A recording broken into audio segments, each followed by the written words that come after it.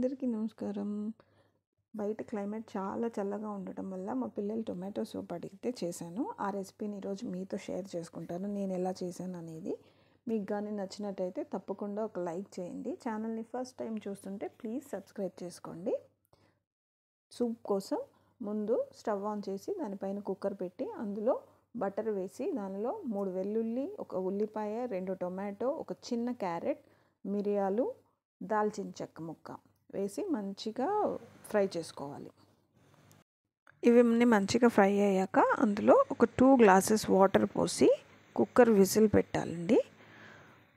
ఒక 4 విజిల్స్ వచ్చేదాకా పెడితే మంచిగా కుక్ అవుతుంది. ఆ తర్వాత ప్రెషర్ మొత్తం పోయిన తర్వాత కుక్కర్ ఓపెన్ చేసి దీన్ని ఒక మిక్సీ జార్లో తీసుకొని మంచిగా గ్రైండ్ చేసుకోవాలి.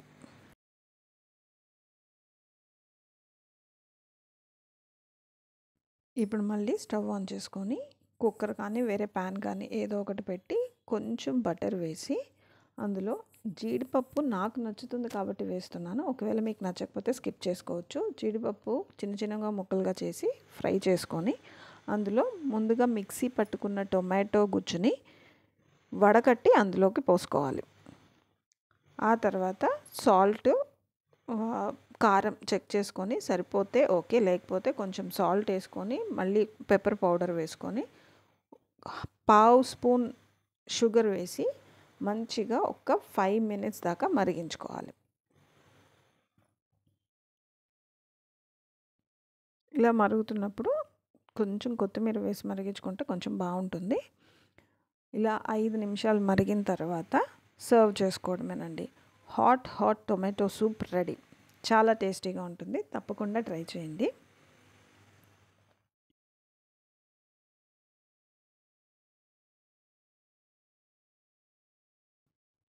సూప్ సర్వ్ చేసేటప్పుడు బ్రెడ్ని చిన్న చిన్న ముక్కలుగా కట్ చేసి కొంచెం ఆయిల్లో ఫ్రై చేసి సూప్తో పాటు సర్వ్ చేస్తే చాలా బాగుంటుందండి. వీడియో కానీ మీకు నచ్చినట్టయితే ప్లీజ్ లైక్ చేయండి. Thanks for watching.